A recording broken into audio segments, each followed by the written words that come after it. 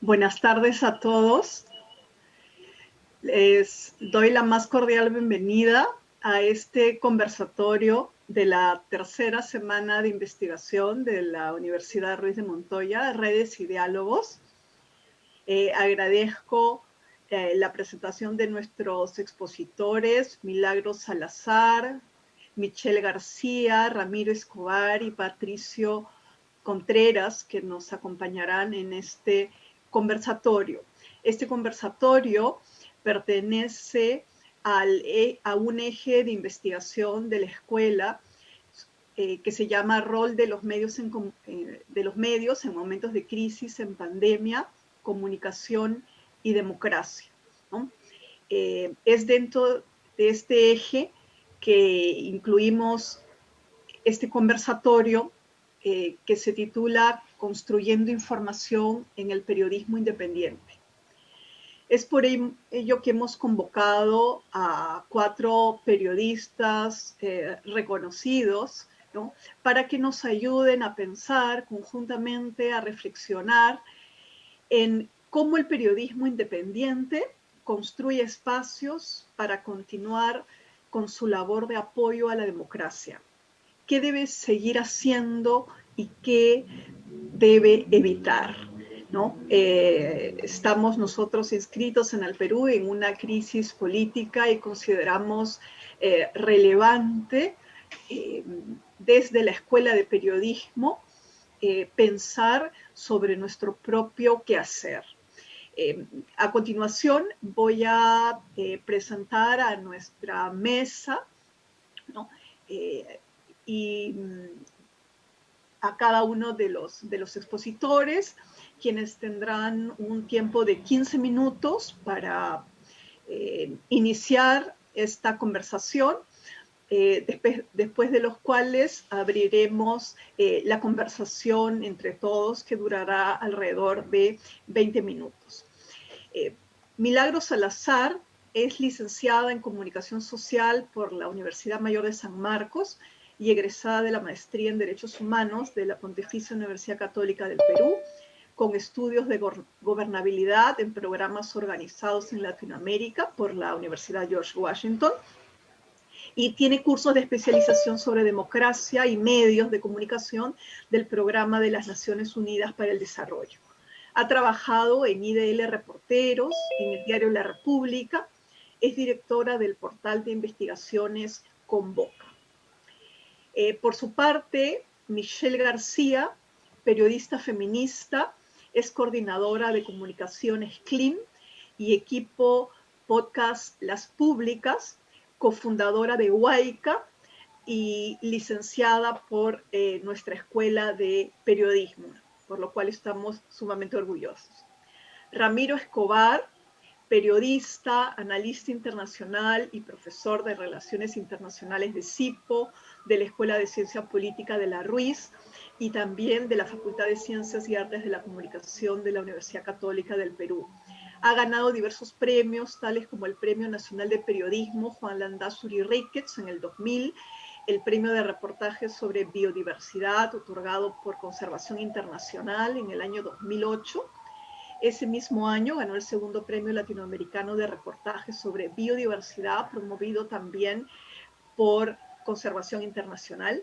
En el 2010 ganó el Premio Periodístico Solidaridad con los Refugiados. En el 2011 ganó la primera versión del Premio Salwan sobre reportajes al mundo indígena. Y Patricio Contreras, periodista y docente de la Universidad Alberto Hurtado de Chile, es coordinador de publicaciones digitales de la Escuela de Periodismo, editor desde el año 2009 de la revista digital Puro Periodismo, ha colaborado en el suplemento Artes y Letras del Mercurio y es conductor del programa Ojo en Tinta del Canal 13. Dicho esto, ¿no?, estamos muy contentos de poder contar con esta interesantísima mesa. Enfatizo, ¿no?, para pensar cómo el periodismo independiente construye espacios para continuar con su labor de apoyo a la democracia. Doy entonces la palabra a Milagros, ¿no? Para abrir nuestro conversatorio. Muchas gracias, Yasmín. Gracias a la Universidad Ruiz de Montoya por esta invitación. Gracias a todos los colegas que nos acompañan y a todos los que se han unido, ¿no?, a esta transmisión, que es una forma de estar cerca, pero también de repensar nuestro oficio, ¿no?, nuestra profesión y desde el rol que cumplimos. Muchas gracias. Bueno, algunas ideas que puedo compartir. Como saben, yo soy periodista, así reportera de calle, es decir, la que está recogiendo la información en el lugar de los hechos, la que va corriendo a una sala de redacción y escribe su nota. Y con el tiempo he aprendido otras formas de generar información a partir del trabajo con las bases de datos. Y luego he fundado un medio de comunicación que es Convoca.p. Y ya vamos a cumplir 6 años el 8 de febrero del 2021. Y a la par, he apostado por la docencia. Yo empecé enseñando periodismo de investigación precisamente en la Universidad Ruiz de Montoya hace algunos años, a la par de la existencia de Convoca.p. Y creo que lo he hecho porque permite el enseñar, el hacer periodismo y enseñar periodismo a reflexionar sobre la profesión. Y en ese sentido quiero compartir con ustedes unas 4 ideas respecto al periodismo independiente y lo que he podido ver en estos meses de la pandemia y las diversas crisis que estamos afrontando como ciudadanos, ¿no? También, no solo como profesionales, sino del rol que nos toca cumplir como ciudadanos, como seres humanos, como personas, ¿no? Como profesional y trabajando en un medio de comunicación y dirigiéndolo, para nosotros ha sido fundamental recordar que el periodismo se hace de la mano de las audiencias, ¿no? Y por ello es que creamos, o de los lectores o de los ciudadanos, ¿no? Podemos llamarle, a veces le decimos audiencias y suena muy frío, de la mano de nuestros lectores, de la mano de los ciudadanos, y hemos generado plataformas de comunicación cercana con los ciudadanos. Tenemos una plataforma que se llama Haz tu parte, Juntos Enfrentemos la Pandemia, que cuando empezó el estado de emergencia creamos para que haya un canal directo de comunicación con los que estaban en la primera fila de la crisis sanitaria, los médicos, las enfermeras, pero también los familiares de los pacientes COVID, y diversas otras profesiones también, ciudadanos que podían tener información y compartir con nosotros, y nos sirvió a nosotros para poder tomar el pulso de manera cercana de las cosas que estaban pasando y que uno no escuchaba en Palacio de Gobierno, en las conferencias que diariamente daba el entonces presidente Vizcarra y sus ministros, como recordemos que diariamente había una conferencia en Palacio que se inició desde marzo, había estas conferencias, y que luego, bueno, no fueron tan permanentes, de cuando en cuando se iban realizando. Acá Jenny me está ayudando para proyectar la plataforma Haz tu parte. Bueno, esta es otra plataforma que también les voy a contar sobre ella, porque también lo hicimos con los ciudadanos. Entonces, en Haz tu parte, los ciudadanos lo que podían hacer era compartir información, podían compartir pues videos, documentación, denuncias, también información sobre noticias que ellos consideraban que podían ser falsas, o que había información que se viralizaba y que pedían a Convoca que si eso podía ser contrastado, ¿no? Porque en este contexto de la pandemia ha surgido también la infodemia, que es un fenómeno de desinformación en redes sociales a través de la viralización de información falsa que genera pánico y que en un contexto de crisis sanitaria puede conllevar a los ciudadanos a tomar decisiones que pueden afectar su salud, sus vidas, ¿no? Y también acá, por ejemplo, se puede ver la página, y a partir también de estos casos que llegaban a la sala de redacción, pudimos crear otro proyecto que se llama Historias de la Pandemia, que son historias en formato podcast, que están organizadas en 4 categorías. Los Inolvidables son un grupo de podcast dedicado a las personas que fallecieron por COVID-19 y que sus familiares le rinden homenaje, ¿no?, a estas personas que partieron. El segundo grupo están los imprescindibles, que son personas que la profesión que desarrollan ellos nunca se detuvo, ¿no? Siempre estuvieron un bombero, una bombera trabajando, una barrendera, una enfermera, una joven en la ventanilla de un banco, ¿no?, un agricultor, y en fin, diversas profesiones que no se detuvieron y que nos llegaban a la sala de redacción estos casos, y que estas personas contribuían. Que ustedes ven en la página hay un icono de WhatsApp donde los usuarios, los ciudadanos comparten sus historias y nosotros publicamos. Obviamente hay un proceso, una narrativa en el podcast, ¿no? Que bueno, esto está a cargo de Convoca Radio, que es un proyecto de podcast que tenemos. Y el tercer grupo son los resilientes, que son ciudadanos que apelaron a la creatividad para salir de la crisis familiar, la crisis económica que nos puso pues esta pandemia, ¿no? De manera muy, muy creativa y resiliente, ¿no? En esta circunstancia. Y hay un cuarto grupo que lanzamos después, que está dedicado a ciudadanos, digamos, lo que se les suele llamar de la tercera edad, ancianos o ancianas, y niños también, porque encontrábamos que había, digamos, puntos de coincidencia entre estas personas que están en el inicio de la vida y personas que, digamos, ya están en avanzada edad y que sienten que no tienen nada que perder, y no obstante a eso continúan saliendo adelante y dándonos muchos ejemplos de valentía y de sabiduría, ¿no?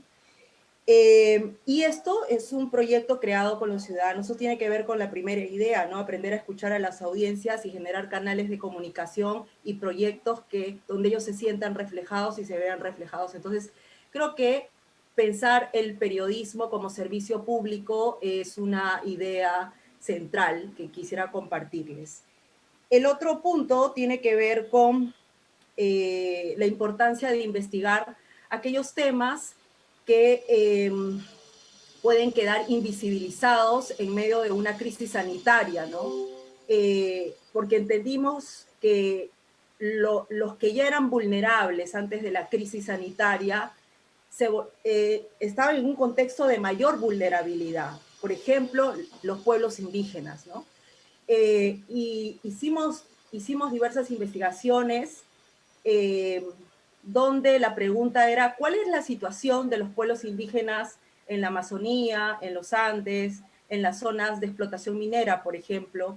Y de ahí desarrollamos investigaciones como los derrames de petróleo que se habían producido durante la pandemia. Y si bien es cierto, eso no era el centro de la cobertura, nosotros creíamos que eran temas de los que se debía informar y apostamos por hacer investigaciones. O cómo estaba, por ejemplo, una comunidad como Nazaret, que es una comunidad en la región Amazonas, que había sufrido el impacto de un derrame hace algunos años, y cómo era vivir, digamos, con los efectos de ese derrame de años atrás, ahora con los efectos de un virus, ¿no? Este es un caso de los derrames de petróleo durante la pandemia. También hicimos otras historias en formato cómic. Contamos la historia de de un niño en una zona industrial en el Callao que había sufrido el impacto de un derrame. Desde muy niño él tenía altos niveles de plomo en el organismo y que en un contexto de aislamiento social y de las condiciones en que vivía el niño en esta zona industrial, se agudizaba, digamos, los problemas de salud que él tenía, de él y digamos, del contexto familiar en el que estaba, ¿no? Eso lo narramos en un formato cómic, entonces también experimentamos con otros formatos para contar estas historias. Y otro reportaje, otra investigación relacionado a poblaciones de alta vulnerabilidad es la situación de las mujeres. Nosotros hicimos, por ejemplo, especiales sobre las mujeres desaparecidas, ¿no? En la pandemia. Uno diría, pero si había aislamiento social, estado de emergencia, se supone que debería ser, digamos, el periodo donde hay más seguridad para las mujeres, y resultaba que hubo una caída, sí, en marzo, pero nuevamente hubo un incremento a partir de abril, ¿no? Y entonces esa tendencia se pudo ver, pero sobre todo contar las historias. La tercera idea que quisiera compartir es también la oportunidad de la generación de alianzas, ¿no? También fue estos tiempos han sido una oportunidad para generar alianzas con otras iniciativas periodísticas, también organizaciones de sociedad civil, universidades, para generar proyectos, ¿no? Hicimos una investigación con el Consorcio Internacional de Periodistas de Investigación, una investigación que se llama FinCEN Files, que ponía al centro la situación del sistema financiero y cómo había operaciones sospechosas en el sistema financiero, es decir, en los bancos, y que ponía en discusión los controles antilavado y los controles en el sistema financiero, es decir, el flujo, la ruta del dinero, el flujo del dinero relacionadas a empresas dedicadas a la minería ilegal, a hechos de corrupción, etcétera, etcétera. Entonces, digamos, si bien es cierto, trabajamos en investigar cosas relacionadas al sector salud, en atender los casos de las personas afectadas directamente por el tema de salud, no descuidamos otros flancos también, porque considerábamos que era igual de importante, ¿no? Y el último punto que quería compartir era la importancia para un medio independiente. Es muy importante pensar en la sostenibilidad, porque todo esto que yo les digo no se hace, digamos, se distribuye gratuitamente, pero no es gratis, ¿no? Todo esto tiene un costo en cuestión de tiempo, en cuestión del financiamiento del equipo que lo hace, el equipo multidisciplinario, y además, digamos, la generación y la producción de informativa creció. Nosotros tuvimos un crecimiento de producción informativa 3, 4, 5 veces que en una época, digamos, que antes de la pandemia. Pudimos generar un crecimiento de 1500% de la audiencia, que fue sorprendente, porque también la gente buscaba información ante el vacío de información en el Estado, a nivel estatal, ¿no? Y ahora eso a nosotros, la verdad, un gran aprendizaje, ¿no? La sostenibilidad viene, sí, de hecho, para un medio independiente, pensar en la forma de monetizar y de generar ingresos tiene que estar de la mano de un contenido de valor y que garantice tu independencia editorial, todo aquello que decidas hacer. Si quieren más adelante podemos conversar de la forma que lo hicimos en Convoca, pero, y que lo venimos haciendo, pero creo que también eso es un tema, ¿no?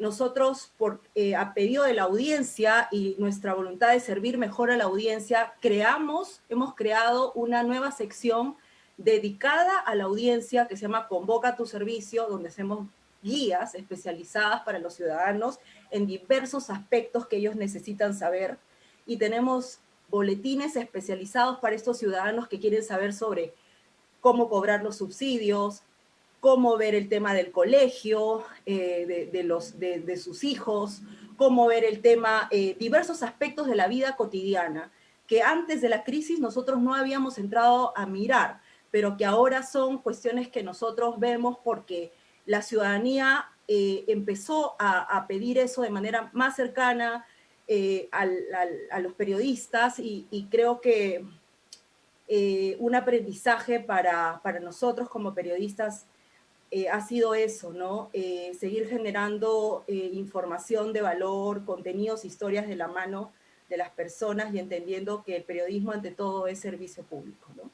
Eso como 4 ideas y gustosa de conversar con ustedes más adelante. Muchas gracias, Milagros, por estas palabras iniciales tuyas y por plantear esas cuatro ideas, ¿no? que, digamos, que han podido plasmar en estos últimos meses, ¿no? En este contexto de pandemia, ¿no?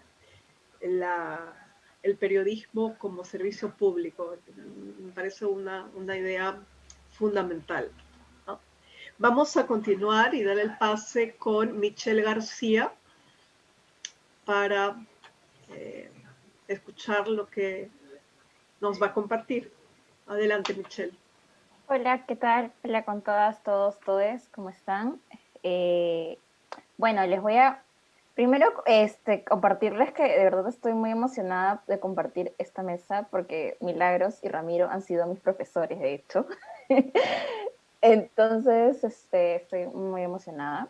Y también contarles que bueno, en la experiencia profesional que tengo como periodista y como comunicadora, he tenido el enorme privilegio de haber trabajado en la totalidad de veces en medios independientes o alternativos, como también se les llama.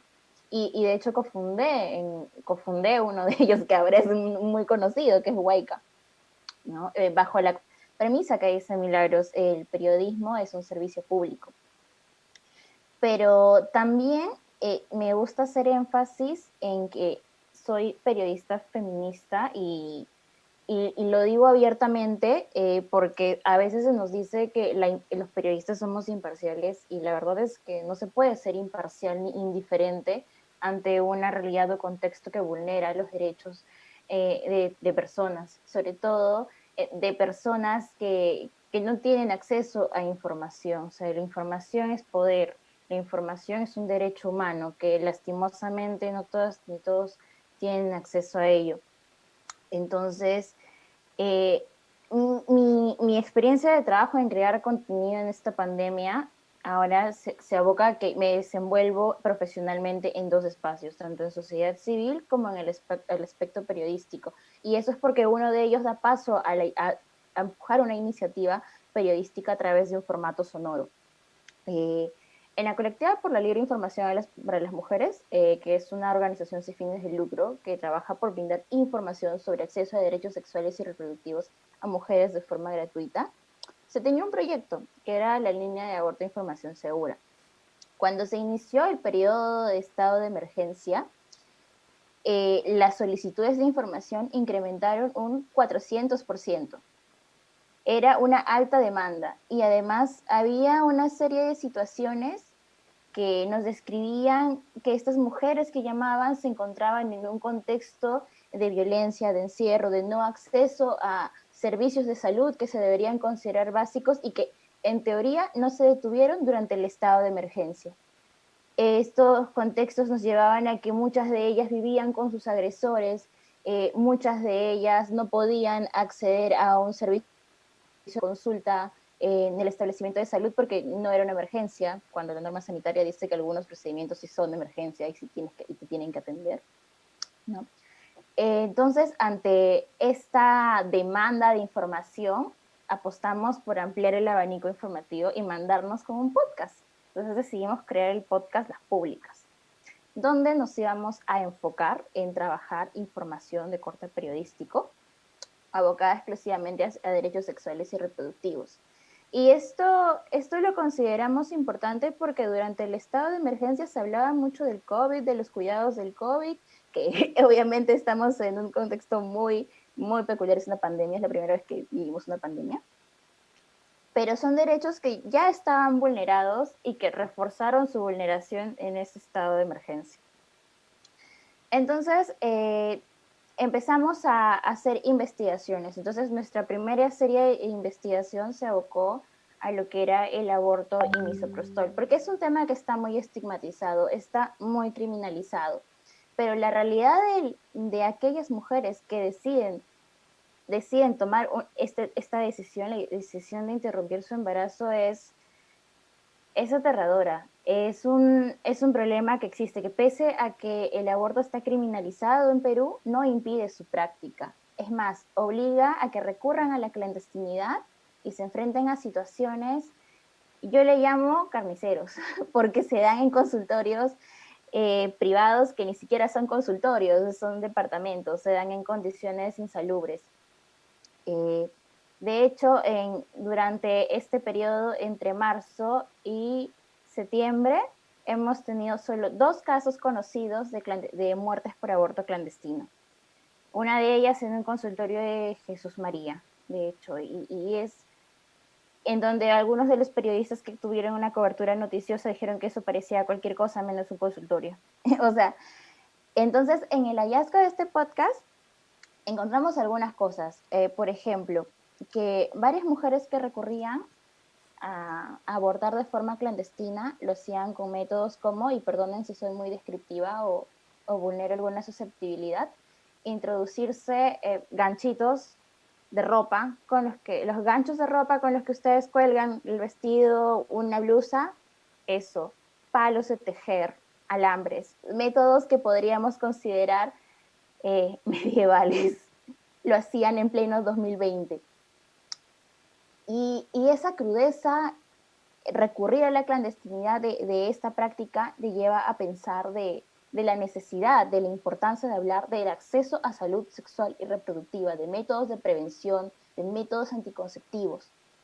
En ese marco, la norma sanitaria aprobada decía que el anticonceptivo oral de emergencia se puede distribuir de forma gratuita en los establecimientos de salud, por ser emergencia, solo hasta que fueras a cualquier establecimiento y lo pidieras. Entonces, en un experimento que hicimos con un podcast Las Públicas, decidimos llamar a 6 hospitales de Lima Metropolitana para ver si lo estaban cumpliendo.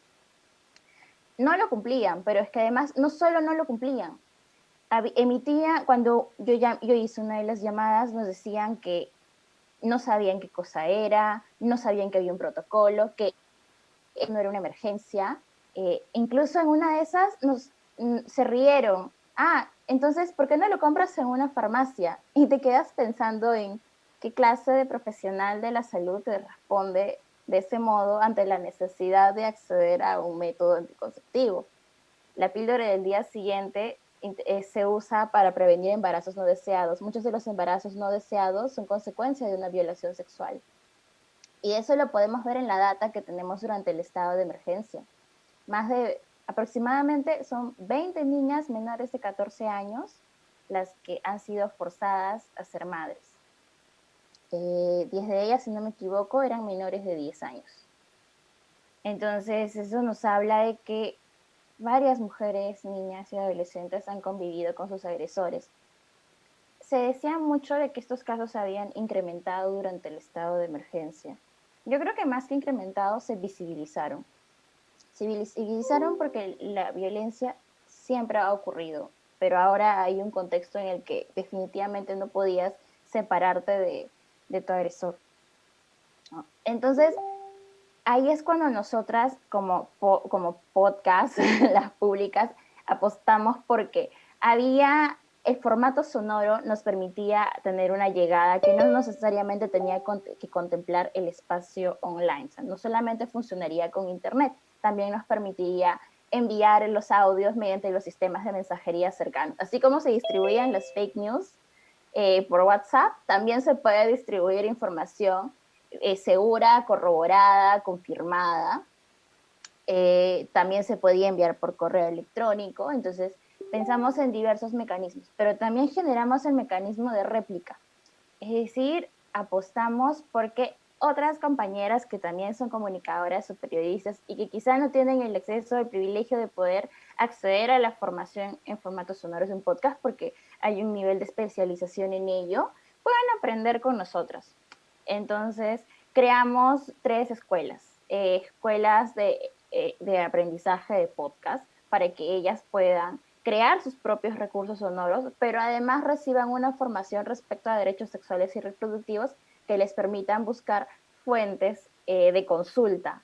Es decir, no solamente lo que se dice en medios de comunicación, que se supone que tiene que estar confirmado y verificado, sino que además ellas vayan a fuentes oficiales de consulta, como por ejemplo la Organización Mundial de la Salud, la Organización Panamericana de la Salud, el Ministerio de Salud, que ellas mismas sepan dónde buscar y corroborar la información que van a emitir. Estas escuelas las creamos en regiones como en Tarapoto, en Cusco, en Huancayo y ahora en Lima. Estos puntos se eligieron porque encontramos una equivalencia de casos, pero también de organizaciones colectivas que ya estaban articuladas y que pudieran garantizar que lo que nosotros les enseñamos lo pudieran replicar. Muchas de ellas nos compartieron varias situaciones que ocurrían en sus respectivas regiones, porque también en el contexto de emitir información teníamos que considerar la interculturalidad, ¿no? Un enfoque interseccional. Lima no es el Perú, no es lo mismo, no es la misma la vulneración de un derecho sexual y reproductivo como el acceso a la píldora del día siguiente en Lima, que en regiones donde ni siquiera hay un hospital en algunas comunidades. O sea, las realidades y las vulneraciones eran diferenciadas en el sentido del impacto.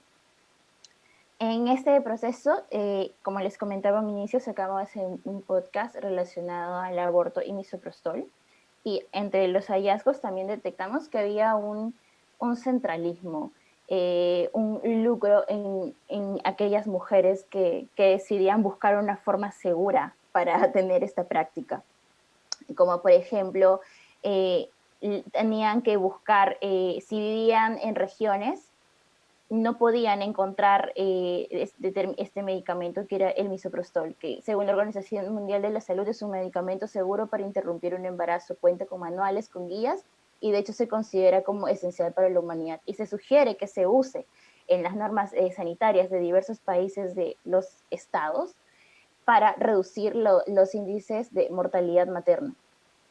Encontramos de que era más fácil encontrar esto en Lima, ¿no? De hecho, muchas compañeras apostaban por pedirle a alguien en Lima que lo compre y que se lo mande, porque en sus regiones no encontraban. El precio era altísimo, cuádruple, quíntuple, y muchas de las que compraban esto no podían comprarlo en farmacias porque, bueno, es un medicamento con receta, pero quienes los vendían, además de venderlo hasta el cuádruple del precio, lo vendían adulterado. Entonces, eso también era un gran problema de la desinformación, que muchas tenían la decisión, pero no sabían a lo que se enfrentaban. Algo que también provoca la emisión y el abordaje de estos temas que son muy delicados es el tema del autocuidado. Y creo que eso aplica para cualquier arista o cualquier tema que se aborde en el ejercicio periodístico. Abordar noticias sobre violencia sexual, sobre aborto, sobre embarazos forzados en niñas, tiene un impacto psicológico en quienes abordan estos temas. Las y los periodistas somos seres humanos con emocionalidades que se enfrentan al abordaje y tratamiento de este contenido noticioso en un contexto de pandemia. Y cuando me refiero al autocuidado es que algunas integrantes del equipo que se encargaban de producir este material mostraban algunas sintomatologías de afectación, es evidente. Entonces, el autocuidado siempre debía primar en ello. Nosotros como equipo apostamos porque se reciba un acompañamiento psicológico, porque los temas son complejos y son sumamente delicados, como ya lo mencioné. Pero también el tema de los derechos laborales. Como decía Milagros, durante esta cuarentena la carga de trabajo se ha incrementado en casi la totalidad de producciones periodísticas. Con ello también los horarios laborales. Hace poco hubo un encuentro regional de periodismo feminista, periodismo con enfoque de género y perspectiva de género, que es el Festival Sarelia, donde diversos periodistas nos juntamos a hablar de las diversas problemáticas que se abordaban. Entonces, algunas nos decían, se trataba de un medio tradicional, no es desconocido de que la pandemia ha afectado notablemente la sostenibilidad de los mismos. Han habido reducciones, despidos, y bueno, eso sí afecta económicamente la sostenibilidad de cualquier individuo. En los medios alternativos, muchas veces estos temas se trabajan por convicción, pero también se han dado estas situaciones, ¿no? Entonces, ahí hay un choque entre el autocuidado y el tema de los derechos laborales, que se trata de visibilizar, pero entendemos que también estamos en un contexto muy complejo. Es la primera vez que pasamos por una pandemia. Algo más que quiero añadir es que siempre se dice de que las personas o los periodistas suelen darle voz a los y las más vulnerables. O sea, las personas vulnerables siempre han tenido voz. Lo que pasa es que han habido sectores que se encuentran en contextos de poder que han invisibilizado esas voces. Y ese es uno de los ejes del periodismo alternativo que quizá nos diferencia notablemente del periodismo tradicional.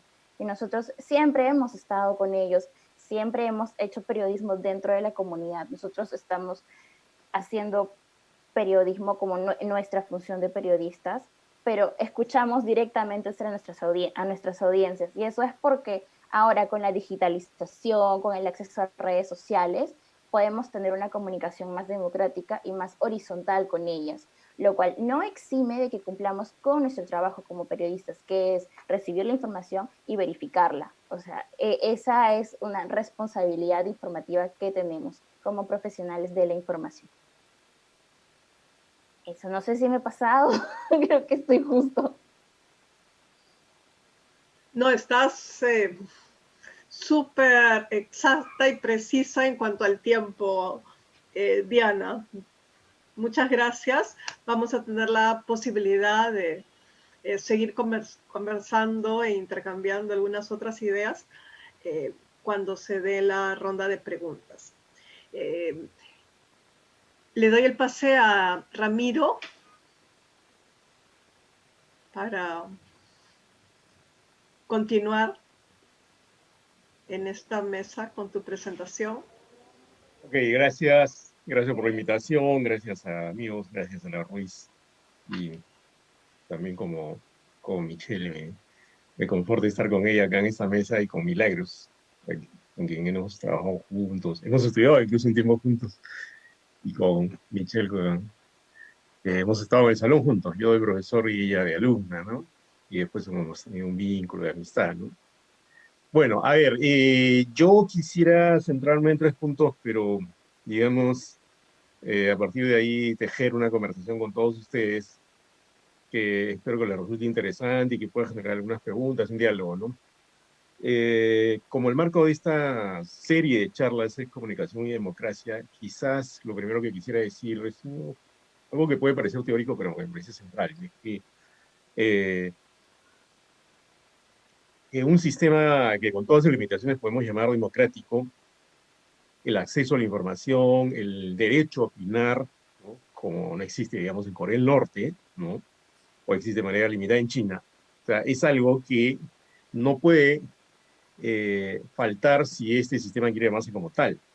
Es decir, la existencia de los medios de comunicación diversos, alternativos, grandes, chicos, ¿no? Es interesante que Michelle, por ejemplo, esté o haya estado en la Fundación de Huayca, Milagros tenga un medio, haya fundado un medio, y yo esté con un pie en algún medio alternativo y un medio grande también, digamos, llamado grande o masivo, ¿no?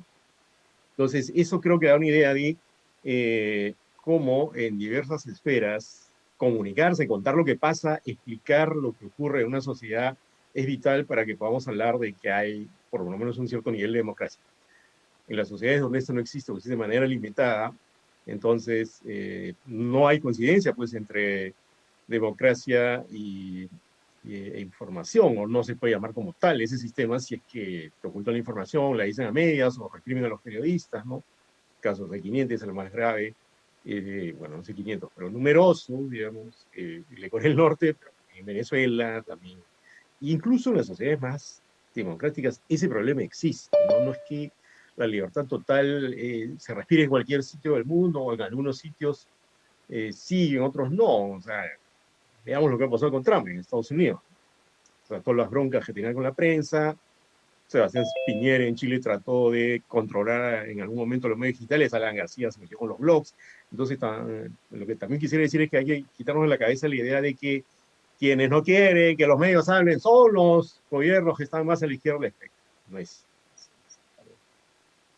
Tal vez es más posible que eso ocurra, ¿no? Cuando hay un autoritarismo vertical desde el Estado, pero no es que cuando hay aparentemente más libertad todo funciona lindo, ¿no? Porque hay concentración mediática, hay presiones económicas, políticas de todo tipo. Entonces, es problemática la idea de comunicación y democracia, pero es una idea que hay, como han sugerido Michel Milagros, que sugiere abrir la cancha constantemente. Ya eso como marco general. Una cuestión ya que tiene que ver más con la pandemia, ¿ya? En esa continua puja, digamos, para abrir la cancha y hablar de las cosas de las que hay que hablar, en esa continua dinámica donde uno está tratando de que el periodismo recupere su misión original, que es, como sabemos todos nosotros, ¿no? Darle a la gente porque el poder no le va a dar, así se fundan los medios, pues después se convierten en empresas, etcétera, etcétera. Me parece interesante la experiencia de Milagros y otros medios de este corte porque tratan de escapar de esa dinámica, pues, ¿no? Esa dinámica de, bueno, tienes que tener un gran anunciante para poder hacer periodismo. Bueno, hay alternativas ahora. Pero en su origen los medios fueron eso, ¿no? Medios para enfrentarse al poder. Entonces, mientras uno está en esa puja, en esa dinámica, en esa tormenta, si quiere, de pronto aparece este asunto, la pandemia. Ya, y esto, si bien, ojo, no era algo inesperado totalmente, cosa que mucha gente repite y no es verdad. O sea, se habla mucho de Bill Gates, ¿ya? Pero en realidad, bastante más personas que Bill Gates, o no un montón, pero había libros sobre esto, había científicos que habían dicho esto. Y una cosa que tiene que ver con lo anterior es que la clase política, por lo menos la oficial, la que está en el poder político y tiene puestos, descuidó, ninguneó este asunto. Ojo, eso, hay datos sobre eso en China, en Estados Unidos, se advertía que esto podía pasar en algún momento y no se le dio pelota, cosa que es una manera, ya no solo de los medios, sino del propio poder o de los poderes de ningunear un asunto porque, por ejemplo, digamos, es más importante la economía. Pero bueno, el asunto está allá y entonces todos nos sobresaltamos y hay una misión que le tiene que caer a los medios en una situación así. Entonces ahí me gustaría ajustar una idea que me parece central. Ese es un momento, por ejemplo, donde, aun cuando normalmente un periodista debe hacer eso, es decir, tener un conocimiento múltiple, es más importante hacer eso. Por ejemplo, ¿qué tiene que saber un periodista en este momento para informar de manera lo más rigurosa posible sobre la pandemia? Tiene que saber de ciencia, tiene que leer a los científicos, tiene que dejar de ser un preguntador. Un preguntador es lo que llamo el tipo que se acerca a alguien y le dice, ¿y usted qué piensa de? No. Esto está y tienes que meterte a la web científica, te dan las rutas, en algunos medios salen, ¡pum! ¿Ya? Tienes que poner en marcha tu mayor capacidad para enterarte qué está pasando a un nivel científico, pero también a un nivel social. Ojo, este asunto, hay una palabra así como la que mencionó Milagros sobre infodemia, que alude a que la pandemia en realidad es un problema más social que estrictamente médico. Es decir, no es que el problema es el virus solamente, ¿no? El problema es cuán desguarnecidas están las sociedades para aguantar una situación de este tipo. El ejemplo dramático es el del Perú, ¿no? Ustedes se imaginan, yo cada vez que miro esa cifra me da espanto, ¿no? ¿Qué significaba un país como el nuestro con 100 camas UCI? 100. En condiciones, entre comillas, normales. ¿Era posible aguantar una situación de este tipo así? Ahora me parece que están en 1200. ¿Se dan cuenta de lo que eso significa? O sea, nuestro sistema de salud ya estaba en situación precaria de manera horrible. O sea, lo soplabas y se iba a caer. Entonces, esa dimensión de lo social frente a la pandemia puede hacernos ver, por ejemplo, que no había que pensar esto solamente en términos científicos, sino en términos sociales también. Es más, creo que era uno de los factores más importantes, es todavía. Un dato, por ejemplo, que provocó en las primeras semanas algunos problemas en las coberturas, ¿no? Cuando se ve un montón de gente saliendo a la calle, y mucha gente, pero también colegas, no diré nombres, pero los periodistas también debemos autocriticar, se sorprende de que haya mucha gente que sale a la calle, y se sorprende después cuando alguien del dato, creo que fue Boño como economista, de que más o menos el 30% de la población no tenía refrigerador. Cosa que imagino en Chile, el amigo acá, no ocurre, pero acá sí, ¿no? Entonces, tal vez un ciudadano de clase media para arriba debería sorprenderse, ¿no? Pero un periodista no. ¿Cómo es eso que no sabes que hay un montón de gente que no tiene refrigerador? Ah, pero tiene televisor, y ahí, ¿cuál es el problema? Por eso lo vas a condenar. Esa falta de entendimiento de lo que ocurría, creo que provocó muchos problemas al comienzo. Se ha superado en parte, creo yo, pero todavía tenemos esos problemas. Otro dato, recordarán ustedes, cuando se determina de parte del gobierno de Vizcarra que iba a haber salidas por género, un día hombres, otro día mujeres. Ya, y recordarán esos penosos episodios de el pata haciendo cola, mandó a tu esposa, ¿no? No sabes comprar nada, ¿no? Y claro, todo el mundo se reía, ¿no? Y yo decía, a mí me pasó que lo puse en Facebook y se veían las burlas, ¿no? Y yo dije, oye, pero ¿no entienden que ese es un estereotipo? No se entiende eso. No se entiende que cuando dices eso, estás reforzando el estereotipo de que la mujer es la que irá al mercado. Y jajaja, yo me sorprendí incluso de ver personas que yo creía un poco, digamos, más esclarecidas, ¿no? Repitiendo eso, pues. Entonces, esa suerte de desarme social, de falta de armas sociales para encarar un momento con esas niñas sorprendió, y sigue pasando, ¿ya? Sigue pasando. El asunto de los indígenas, que mencionó Michelle. Nuevamente, los indígenas han tenido epidemias hace siglos. La catástrofe demográfica indígena, eso lo mencionó creo que Milagro, ha sido el mayor factor de mortandad. No fueron las armas, fueron las enfermedades. Entonces había que sorprenderse del pánico literal de algunos grupos indígenas, sobre todo los que están en semi-aislamiento o en aislamiento, que no se sabe cómo se hizo. Bueno, sí se sabe, han tenido impacto. Entonces, quiero que un periodista debe tener eso registrado mínimamente, o inmediatamente buscarlo, pero para eso se estudia, pues, en las universidades, o para eso se trata de ser un buen periodista. Uno tiene que abrirse así, todas las antenas se le tienen que parar a uno. Ciencia, sociedad, cultura, ¿no? ¿Cuál es la pregunta? Por ejemplo, cuando mueren estos chicos en la discoteca, en Los Olivos, y se ponen a bailar unas chicas sobre el féretro o la tumba de una de ellas.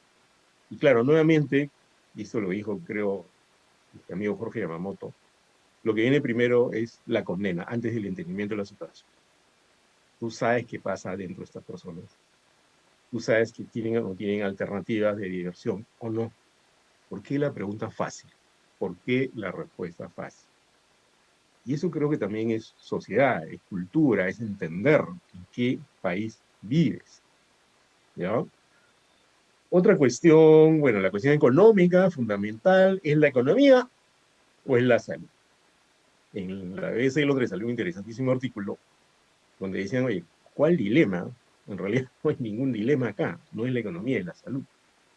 Son las dos cosas, pero había que rastrear eso. Entonces, hay una cuestión, yo creo, de conocimiento, ¿ya?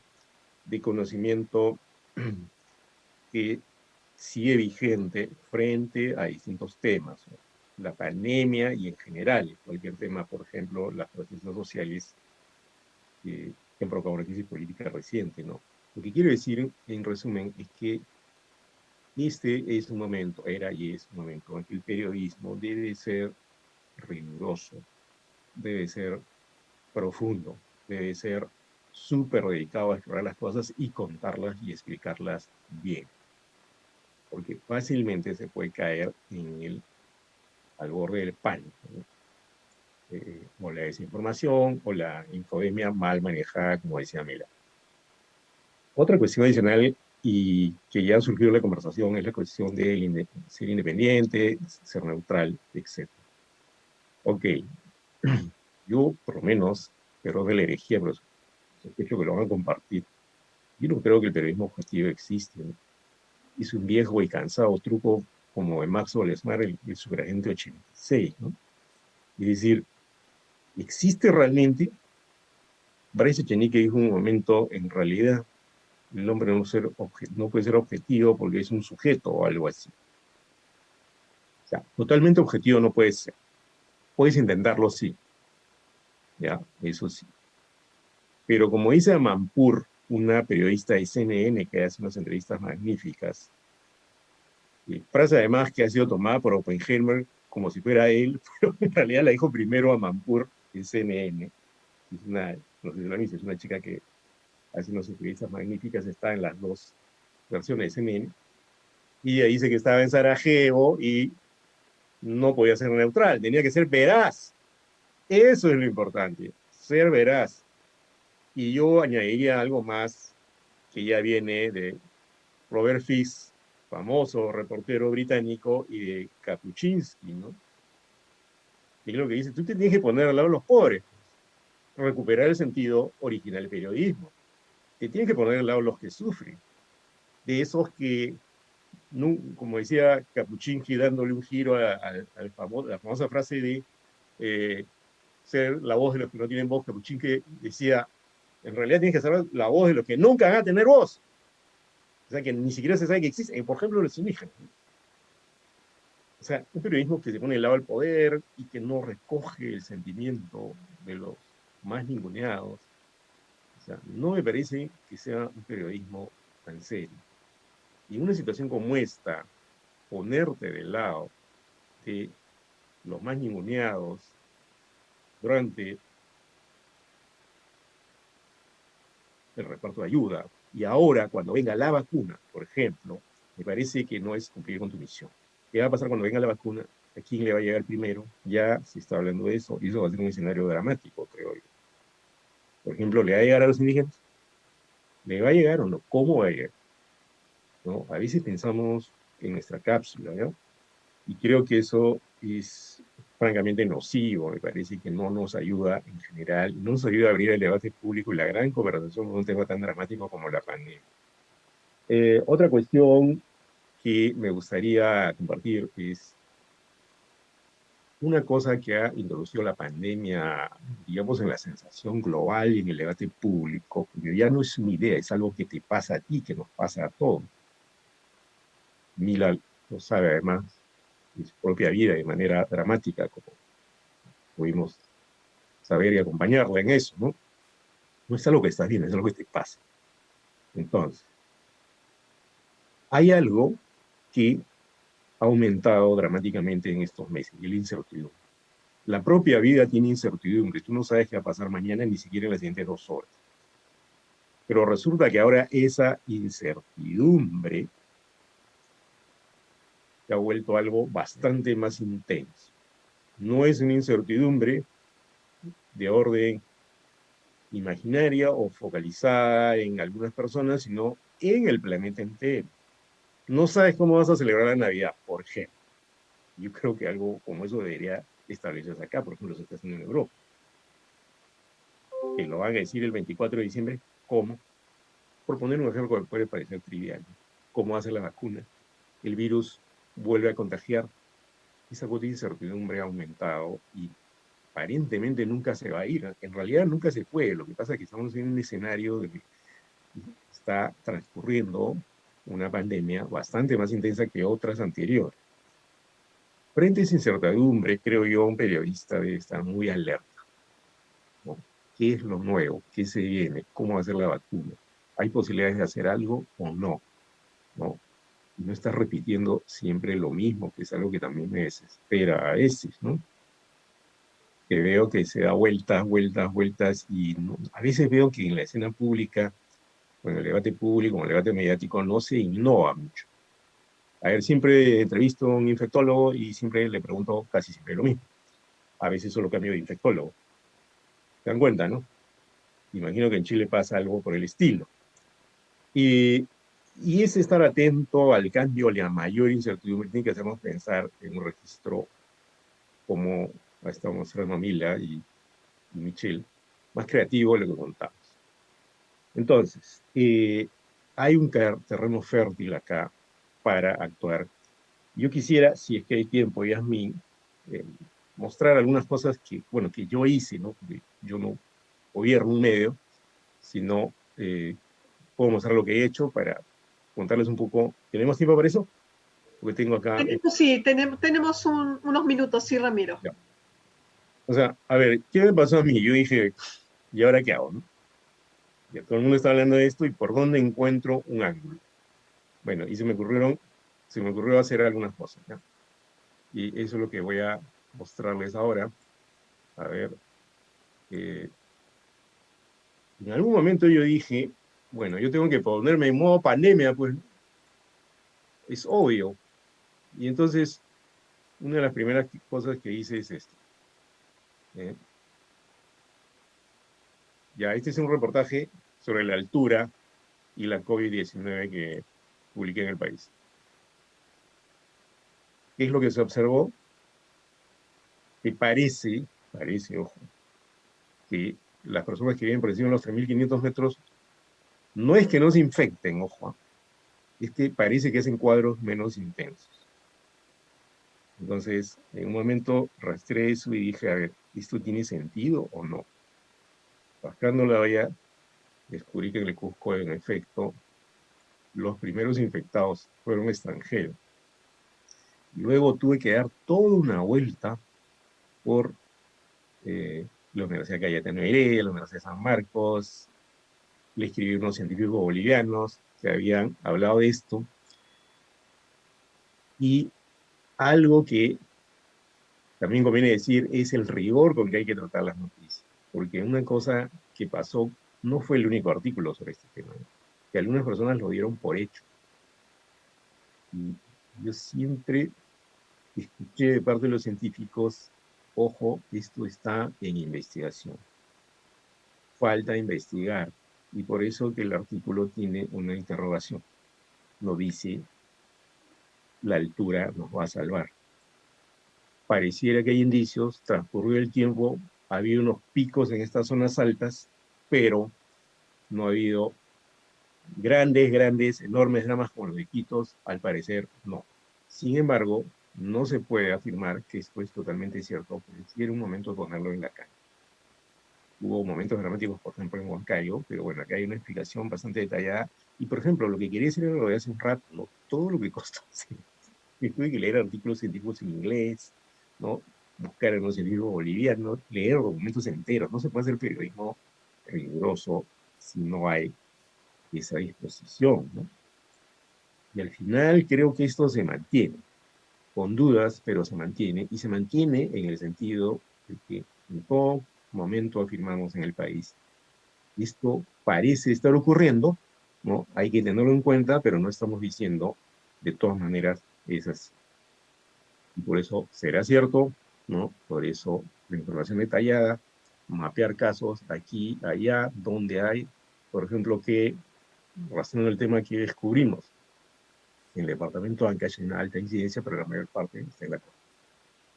Y en ciudades más pobladas como Huaraz, pero en la región de Conchucos casi no había casos y casi no había. Y así, en el Cusco hubo un alza, después bajó y ahí se mantuvo. Esta es una manera, creo yo, de rastrear un tema que era interesante y que entraba por otro lado, pero incluso a esto había que poner una cuestión social, las costumbres, el intercambio, cómo se manejaba la gente en estos ecosistemas. Y era fascinante, ¿no? Hay una explicación de por qué no era que tú te ibas y al día siguiente ya estabas protegido, tenías que haber vivido varios años ahí. Entonces uno tiene que arrojarse sobre estos temas, bucear ahí y contarlo con rigor, con conocimiento de hacer esa ruta que les decía al comienzo, para que ponga una pelota en el debate público que valga la pena ser comentada o ser tocada, incluso cuestionada. ¿Se ve este otro reportaje? ¿Se ve? ¿Viste que dice perder seres queridos por partida doble? Sí, Ya. se ve. Ya, esta es otra cosa que en el camino se me ocurrió. ¿Qué pasó? Que venía el Día Internacional de la Desaparición Forzada. Entonces, yo estaba con el tema dando vueltas antes de que estallara la pandemia, llamé a la Cruz Roja y les dije, ¿qué va a pasar con esto? Resulta que la chica que está a cargo del equipo de psicólogas de la Cruz Roja me dijo, mira, hay un drama en curso que es el siguiente. Hay personas que han estado buscando a sus desaparecidos toda la vida y al final de su vida se han enfermado de COVID y se han muerto. Uy, yo me quedé anonadado, rastré el tema y aquí encuentro la historia de 3 señoras que buscaban, bueno, a ver, una es un señor, creo, y una es la hija, o sea, en realidad quienes cuentan la historia son 3 mujeres, una es la hija de un señor que buscaba a su hermano desaparecido, y, y se muere el señor de COVID sin haber encontrado a su hermano, y es la hija la que recibe la herencia de la búsqueda. Este reportaje a mí me dejó muy conmovido y no tengo ninguna vergüenza de decir que en algún momento me arrancó unas lágrimas al comentar con esta señora. Una de ellas era policía y tuvo incluso que enfrentar problemas porque la criticaban, porque decían, oye, perteneces a algo que ahora está en cuestión por las protestas, ¿no? Ha sido parte de los cuerpos de represión y ella decía, esto me enseñó a querer ser una policía distinta, que se preocupa por los derechos humanos. ¿Qué pasó? Su papá buscaba a un desaparecido y se murió de COVID. Entonces, esta cuestión a mí me dijo, caray, tú te pones a buscar, encuentras un tema en la ciencia, un tema en la sociedad, encuentras que sobre un tema, como ha contado Michelle, por ejemplo, la violencia de género, cae este mal, en ese caso, sobre la pérdida de un familiar sobre el que no hay razón, cae la pandemia. Y tan real era esto que incluso tanto la psicóloga de la Cruz Roja como la Ministerio Público trabajan a partir de una teoría que se llama la doble pérdida. La doble pérdida. Es decir, la persona que perdió a alguien por desaparición forzada y encima pierde a alguien por COVID. Una cosa impresionante, ¿no? Y bueno, se hizo un video donde cantó Susana Vaca el día de la desaparición forzada, pero fíjense cómo la propia pandemia nos hace cruzar temas que estaban, ¿no? La violencia de género, la desaparición forzada, los pueblos indígenas, y uno tiene que tener la suficiente capacidad de mirar y vincular ambos temas para abrir la cancha y que las personas entiendan que por qué está pasando lo que está pasando. Ramiro, ahorita sí se nos Ya. fue el tiempo. Ya, ok. Lo dejamos para la Sí, no hay siguiente problema. vuelta. Fantástico. No hay problema, ahí lo Muchísimas dejo. gracias. Interesantísimo.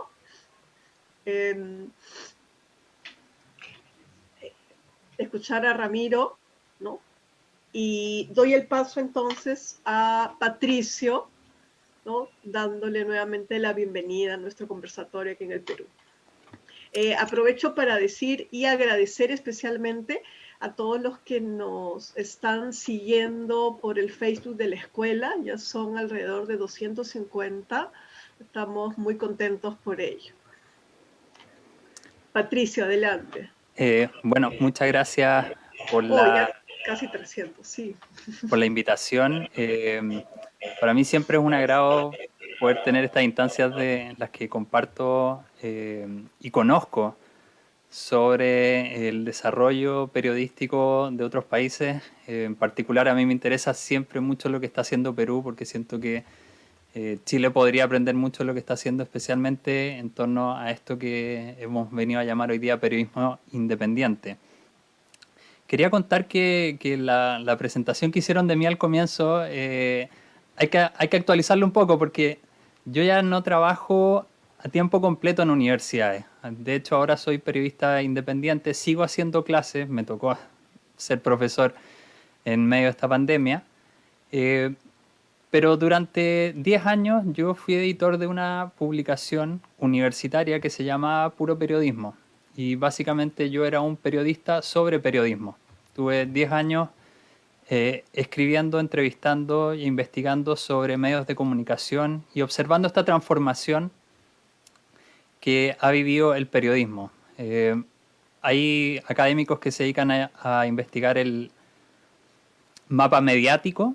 A mí me interesa más bien ver el mapa periodístico. Me interesa mucho el tema de las rutinas, me interesa mucho el tema de la sustentabilidad y me interesa obviamente estos conceptos que a veces generan conversaciones complejas como el de la independencia. Y yo tengo un punteo de ideas, voy a estar entre leyendo y comentando, pero quería partir primero con una pequeña provocación, que es una idea que le he venido dando vuelta hace tiempo y siento que sería buena ponerla en discusión. Creo cada vez con mayor certeza que el periodismo independiente no existe. Y creo que eso es una buena noticia. Y ya les voy a contar por qué me refiero en esos términos. Voy a seguir hablando de periodismo independiente, pero les voy a tratar de contar una historia que vamos a partir en el pasado. Me interesa hacer como una mirada longitudinal para saber, digamos, dónde estamos, pero qué era lo que había previamente. El periodismo independiente siempre partió de una fragilidad de origen, ¿ya? Y eso se explicaba porque era un periodismo que nacía al margen del modelo industrial de comunicación, del modelo de los grandes medios. Pero este periodismo independiente siempre apostó por disputar ese espacio de hegemonía, ¿ya? Por disputar esa autoridad.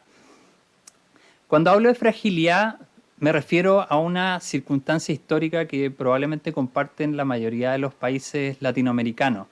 Este modelo industrial básicamente es un modelo que concentra medios de comunicación en una élite, ¿ya? Y se da también esta relación en la que quienes poseen los medios de comunicación también poseen los medios de producción. Entrar a disputar en esa relación promiscua, ¿ya? Donde se junta la propiedad de los medios con la propiedad de los medios de producción, no era fácil. Por eso el periodismo independiente nunca la ha tenido fácil. Y durante aproximadamente un siglo y medio, el modelo de negocio del periodismo fue un modelo estable. Era el modelo en que se vendía el tiempo de atención de la audiencia. Ya los medios ofrecían tiempo o espacio para que la publicidad llegara a la gente, ¿ya? En el siglo XIX era un sistema menos sofisticado, pero a lo largo del siglo XX ese sistema se complejizó y permitió que los medios de comunicación tradicionales vivieran una etapa de oro. En ese modelo podríamos hablar que los pioneros del periodismo independiente tenían que resolver una ecuación que era casi imposible de resolver. Y era básicamente alcanzar el volumen, la cantidad de gente a la que podían llegar los grandes medios. En el siglo XX se le llamaba a los medios de comunicación de masa, una conceptualización que hoy está como en retirada. Ya no hablamos de masa, incluso suena feo hablar de masa. Ya es como casi como acá en Chile habían candidatos en la década del 30, candidatos presidenciales que hablaban de la chusma, mi querida chusma, ¿ya? Que era como para referirse a esta masa, a este pueblo ignorante, pero que a la larga podía llevarme al poder.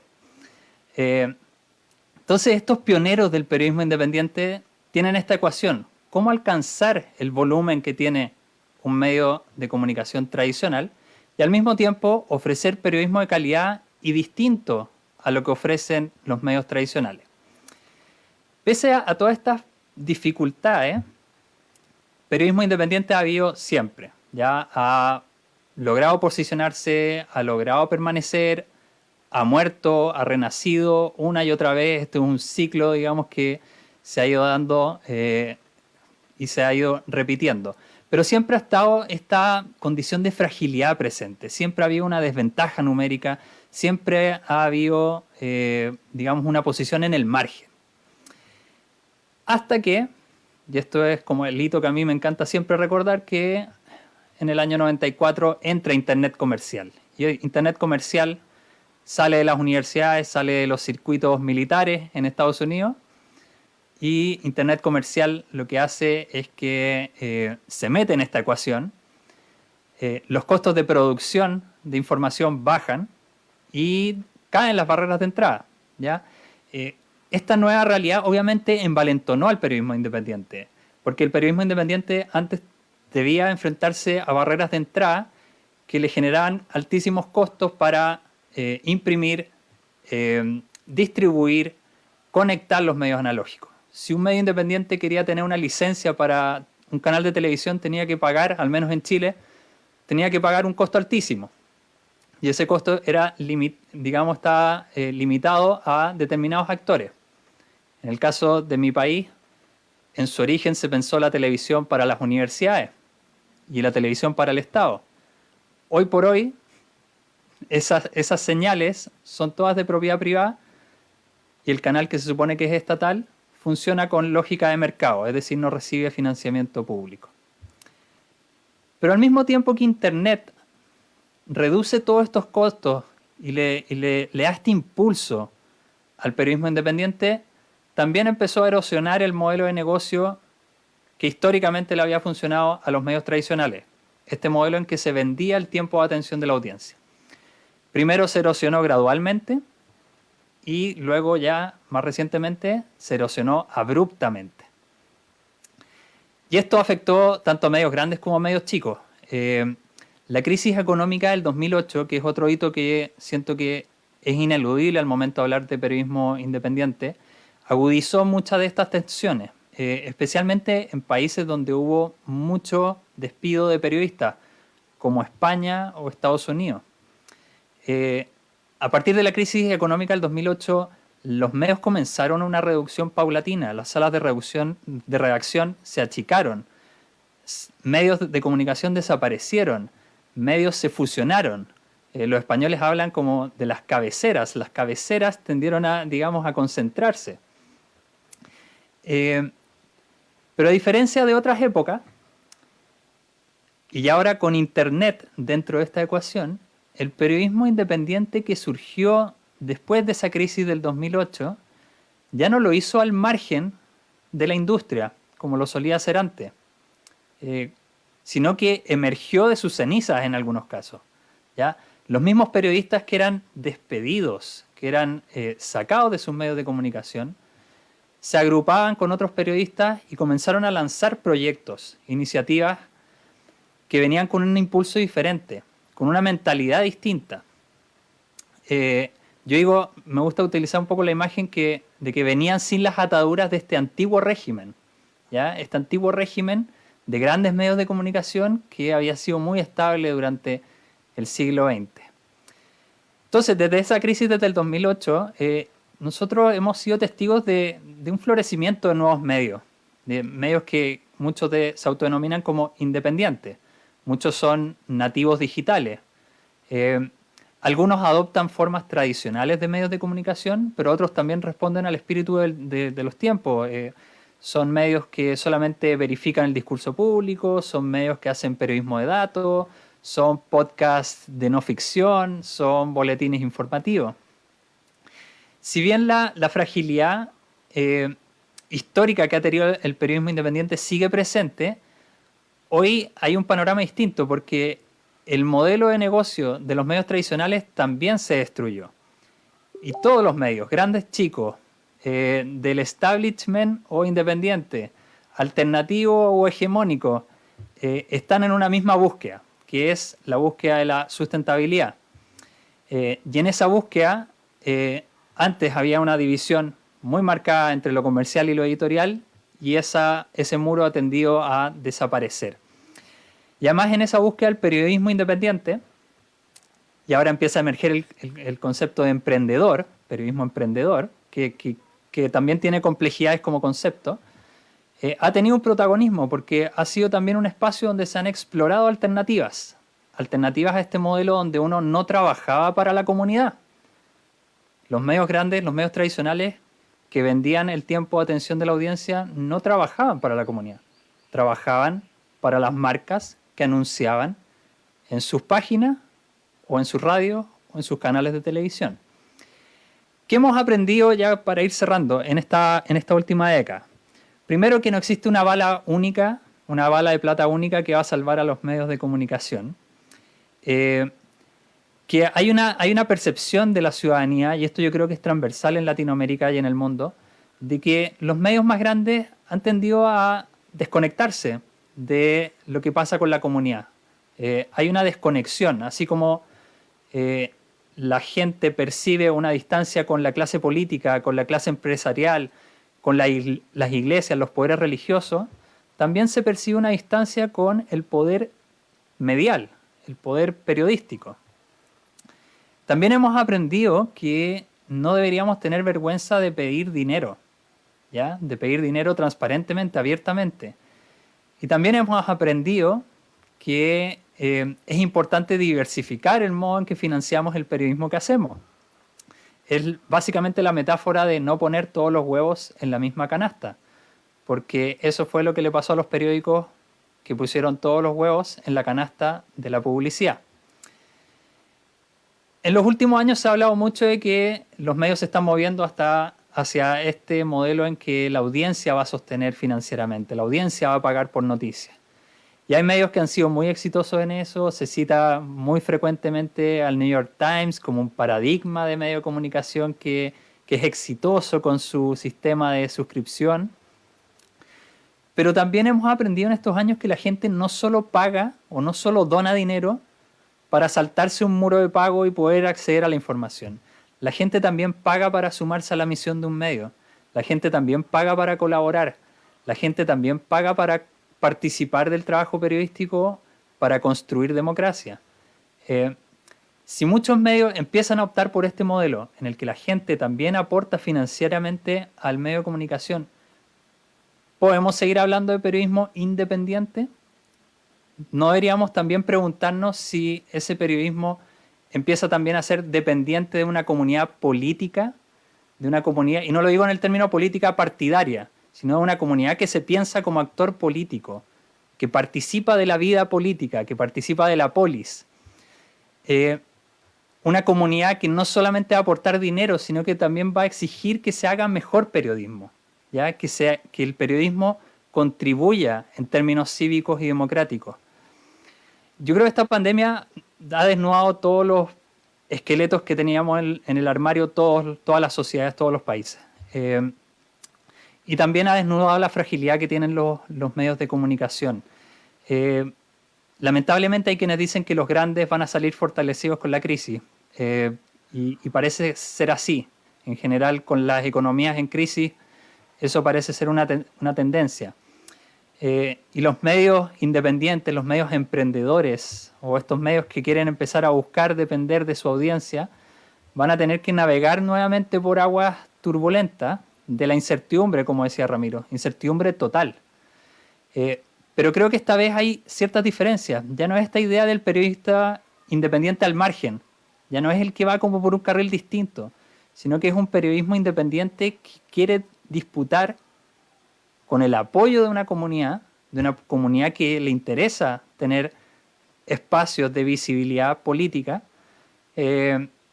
para buscar también formas de generar periodismo que sea sustentable en el tiempo.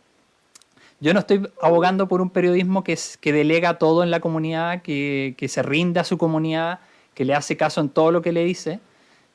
Sí me interesa un periodismo que sea transparente, que nos diga cómo se financia, que se conecte con su comunidad, que la escuche, que le ponga atención, que la haga participar, y que sobre todo no se desconecte de ella. Creo que ese es el periodismo que a mí me gusta ver, creo que ese es el periodismo que me gustaría que prospere pese a esta pandemia. Y como dice el periodista español Eduardo Suárez, ese es el periodismo que vale la pena salvar. Eso es un poco las ideas que quería compartir con ustedes, quizás no tan en específico con casos puntuales de lo que hemos visto durante este año, pero una mirada quizás más longitudinal de lo que llamamos periodismo independiente, periodismo emprendedor, periodismo distinto al periodismo tradicional.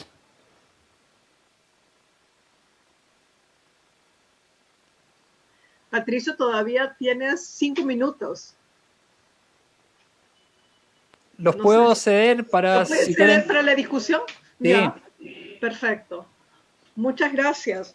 Me parece interesante que hayas cerrado tú esta primera ronda, ¿no? Y yo tal vez me animaría, ¿no?, a plantear una pregunta, ¿no?, a los participantes, ¿cómo, sobre todo a partir de lo que acabaste de mencionar sobre las encrucijadas del periodismo independiente, ¿no? ¿Cuál sería esa relación entre audiencia y comunidad? ¿Cómo podemos distinguirlo conceptualmente? ¿No? O sea, varias ya sea Milagros como Michelle, se refirieron a sus audiencias, ¿no? A un vínculo con la necesidad de las audiencias, de la participación de las mismas en el trabajo periodístico, y tú te refieres a la comunidad política, ¿no? Tal vez más en el sentido de Hannah Arendt, por ejemplo, ¿no? De lo público, ¿no? De la ampliación de lo público, ¿no? ¿Cómo podríamos plantear esta discusión? ¿Qué les parece? Eso sería como ¿no? Para dar un primer puntapié a la discusión, ¿no? Y decir, por otro lado, que abriríamos también las preguntas por el chat. Antes de ello, me gustaría pedir a los asistentes que respondan una breve encuesta emitida por la Dirección de Investigación, que vamos a colocar el enlace a través del chat. Bien, no sé quién quiere iniciar, de repente tú, Patricio. Sí, me gustaría explicar por qué yo hablo de comunidad y no hablo de audiencia. Y esto también es una idea que he ido madurando con los años. Básicamente, cuando digo que el modelo de hablar de medios de comunicación de masas es algo que está en retirada, que era un concepto muy del siglo XX,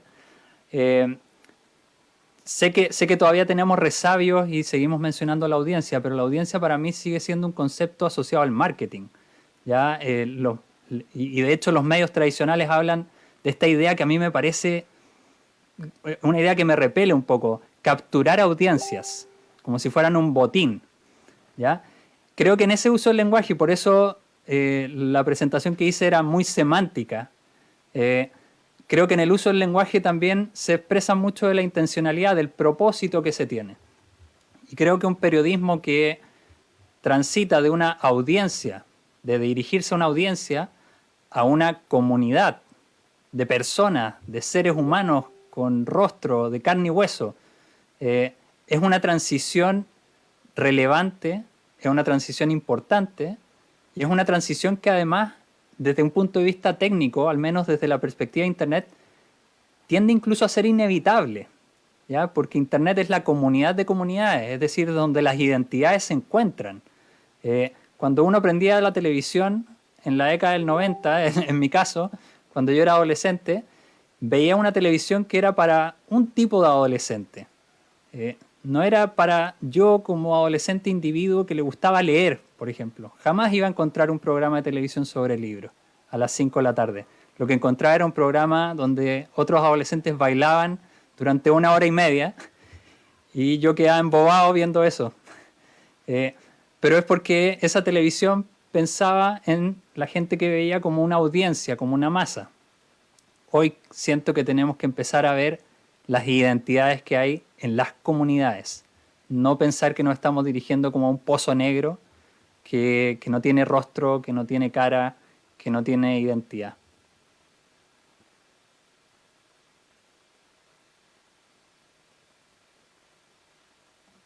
Muy amable, Patricio.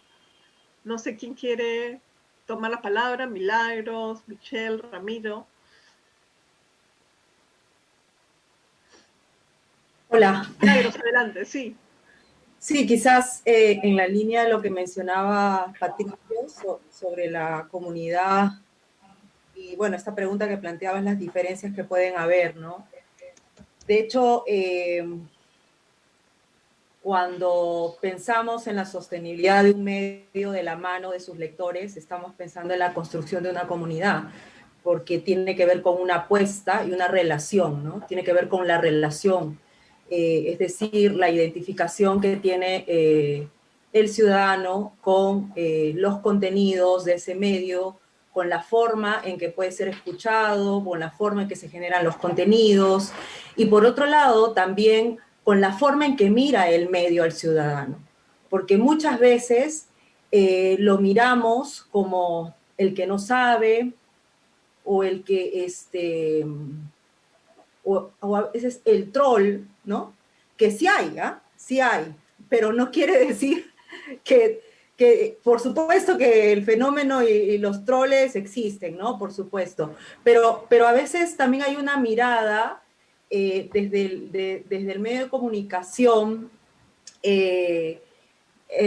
digamos, demasiado, como puede decir, como estándar, uniforme, cuando en realidad, pues, si los seres humanos individualmente somos complejos, mirar una comunidad, imaginemos ese tejido de complejidades que hay ahí, pues, de intereses, de hábitos, de apuestas. Entonces, y si construir una relación entre dos personas es todo un tema, construir la relación con una comunidad es también es un gran desafío. Entonces, y la construcción de la comunidad, yo lo digo desde la experiencia de dirigir un medio, tiene que ver con una apuesta no necesariamente del líder solamente de la organización, tiene que ver con una apuesta desde toda la cadena de producción noticiosa, desde todos, desde el reportero, desde el que recoge la información, el editor,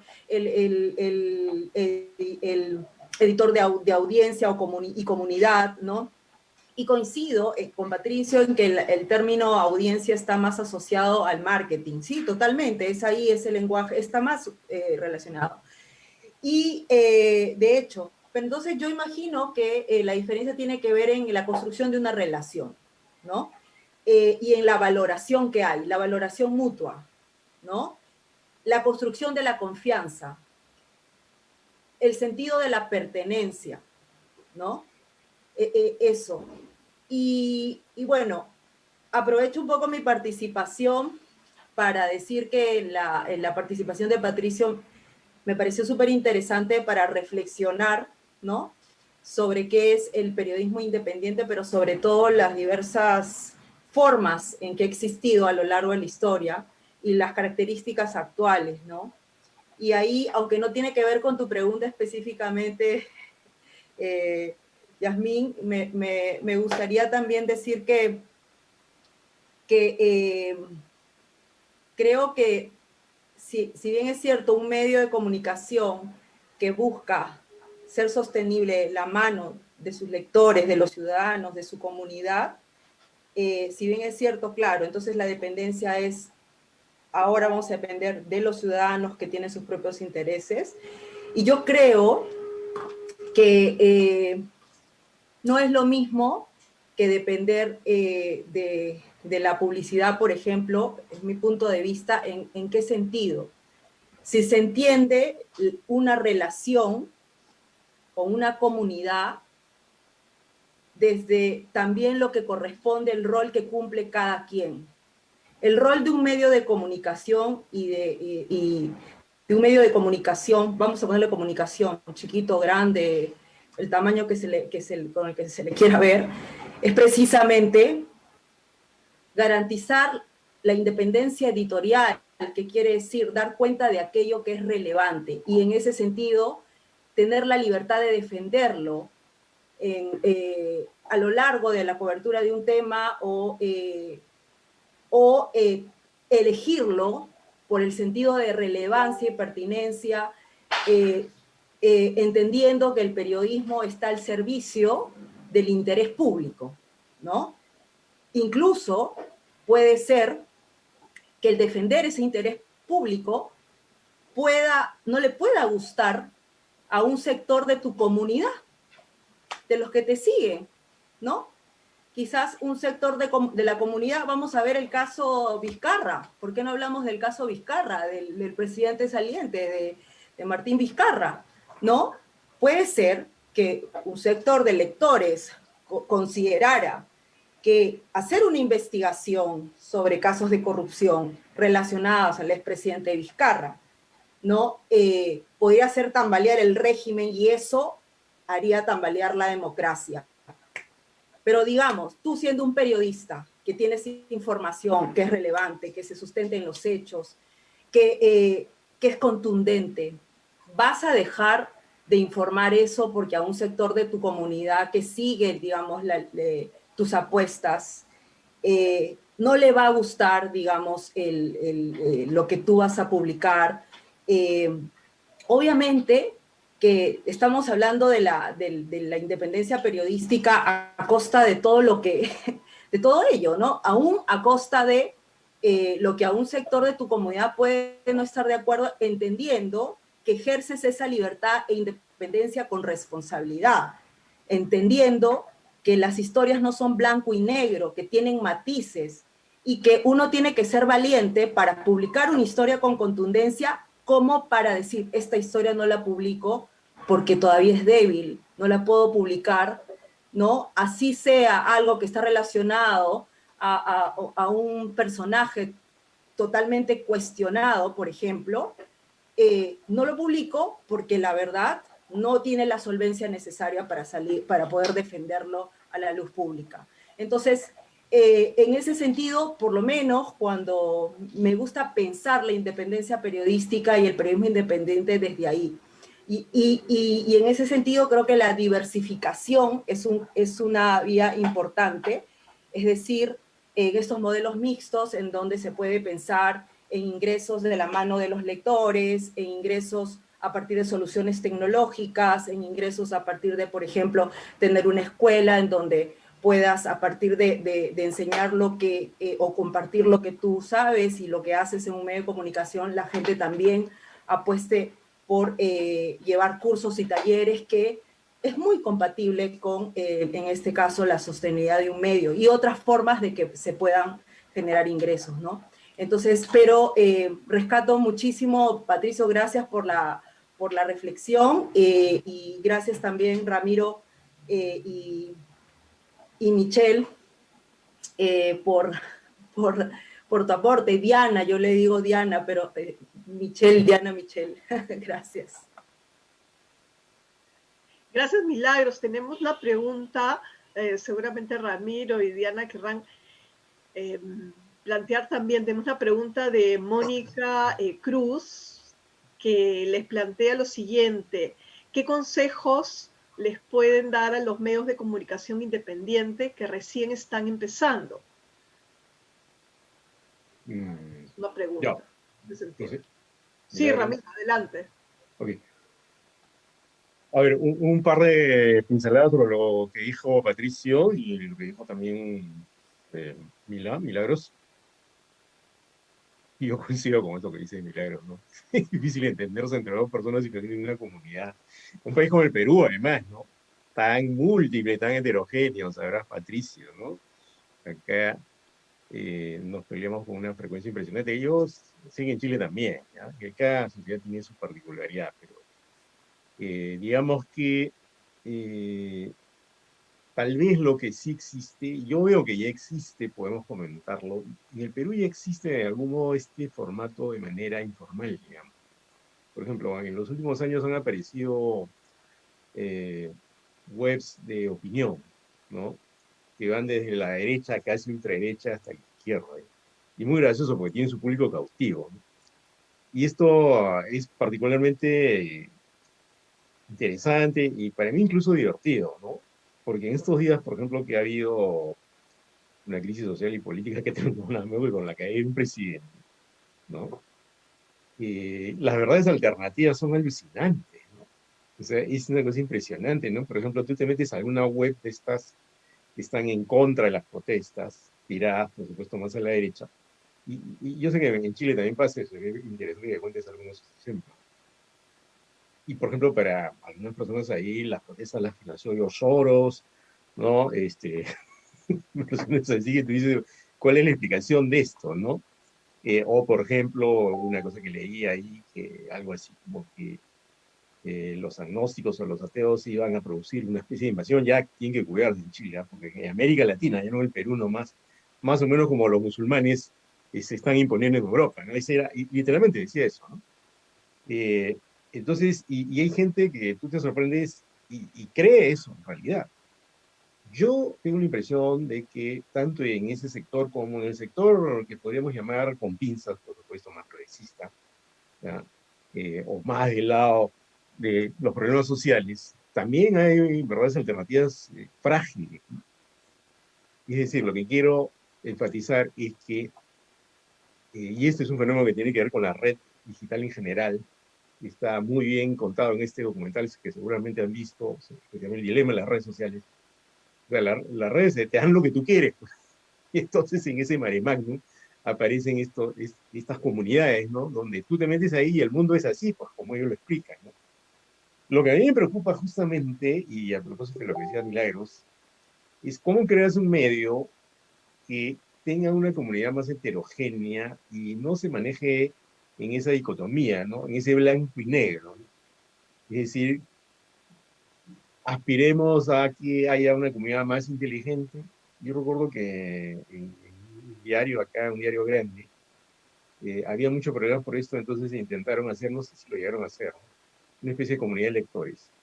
Es decir, eh, alguien escribía su columna y se aceptaba, no como que hubiera un carnet, pero algo así, como un registro, y al que se excedía no lo dejaban entrar, en fin, no sé si lo pusieron en práctica al final, ¿ya? Por ejemplo, en el país lo que hacen, hay normas, pues, para los que postean a los columnistas y a veces, es muy gracioso porque encuentras a alguien escrito, a mí me pasó incluso, ¿no? Alguien escrito algo y ven que han borrado y un post anterior de él y dice, no, borraron el anterior. Claro que el tipo rompió la norma. Entonces es muy complejo establecer eso en sociedades tan heterogéneas. En todas las sociedades son heterogéneas en general, ¿no? Pero digamos las latinoamericanas tienen una particularidad que creo que está matizada por algo que no hay que perder de vista y que justamente causó la procesas en Chile, y es la inequidad. La inequidad en general creo que es uno de los dramas, tal vez el mayor tumor de las sociedades latinoamericanas, porque no hace que todos tengamos, como diría el difunto Julio Potio, ¿no? Famoso doctor peruano, Patricio, hay pocas cosas en común en el Perú. Y una de ellas es el Señor de los Milagros, otra es la comida, ¿no? Pero aún así, supongo que ahorita en Argentina una cosa en común que está dramáticamente en escena es Maradona, pues, pero en tiempos normales no es así, ¿no? Entonces, ¿cómo creamos esa comunidad que ya, digamos, tenga un vínculo más estable? Creo que eso pasaría por algo, si bien es más difícil, es eh, una educación política, cívica, impartida que nos haga personas más proclives a un debate y no a la pelea, ¿no? Que creo que en el Perú no existe, creo que en Chile tampoco, ¿no? O sea, nosotros peleamos, no debatimos. Ya yo de Twitter me corro con frecuencia, casi no entro, es una tormenta así, peleas que duran 4 días, ¿no? Entonces, hay algo ahí de fondo que hay que trabajar. Es muy humano también, es muy humano, pero quizás sería interesante este modelo que seguramente conocen ustedes, Le Mediapart en Francia, ¿no? Que te cobran para que tú tengas una información de calidad, ¿no? Cosa que están empezando a hacer algunos grandes medios. El país lo hace, por ejemplo, ¿no? Pero aún así hay broncas, ¿no? Pero el Mediapart es peculiar, porque es un periodismo más de investigación, es periodismo general, digamos. Creo que Convoca y Ojo Público están un poco en esa ruta, no sé si Guaita, ¿no? Esa es una alternativa interesante, pero nuevamente ahí tienes el problema que puedes caer pues, en una cápsula y no te das cuenta. Y hay otro mundo paralelo del que no te enteras, y ahí todo el mundo es progresista, sí, estamos por las protestas, y de pronto te hacemos a la deja republicana, a otros medios, y que hay otro mundo. Es como si te quieres enterar de Venezuela, yo siempre recomiendo eso a mis alumnos, ¿no? Si te quieres enterar de Venezuela, también tienes que entrar a Telesur. Pero, profe, entra a Telesur, ¿no? Entra, pues. Ahí el mundo es otro, ¿no? No es igual que CNN o NTN 24 de Colombia, ¿no? No es como en Chile, no sé. A ver, no es lo mismo la tercera o el Mercurio, para poner un ejemplo más, no es lo mismo que te metes al Mercurio que te metes a The Clinic, ¿no es cierto? Son dos mundos distintos, ¿no? Entonces, es una pregunta bien interesante, pero la contraparte de esto es que el periodismo camina hacia eso, creo que inexorablemente. sea, va a haber medios grandes, van a continuar los más fuertes, los que sepan sobrevivir, pero van a aparecer más con bocas, más ojos públicos, más huaycas. Hacia eso vamos, ¿no? Y hacia eso se tendrá que acostumbrar también la audiencia, el público, o como queramos la llamarlo. Perdona, Yasmín, que había una pregunta y me la bypassé por comentar esto. ¿Me puedes repetir algún comentario chiquito? ¿O pasamos a Michelle? Sí, había una pregunta, que ya estamos con poquísimo tiempo, pero tenemos 3 minutos. Preguntan qué consejos le pueden dar a los medios independientes que recién se inician. Bueno, yo le paso la pelota a Michelle. Ya, A ya, Michelle, perfecto. ya. Entonces cerraríamos Y si hay contigo. tiempo, bueno, comentaremos. Ya. Gracias, Ramiro. Sí, quiero agregar algunas cosas. Por ejemplo, hay un estudio muy bueno, que es el que usé para como una bibliografía, una de las bases para mi investigación sobre medios alternativos, con el que sustenté mi tesis de licenciatura, que habla, que es punto de inflexión, es un estudio de Sembra Media. Analiza los casos de medios digitales alternativos, independientes, considerados emprendedores en la región. Hay varios casos, varios de ellos exitosos, donde habla de la diversidad de factores de sostenibilidad para ser rentables. De hecho, muestra casos exitosos.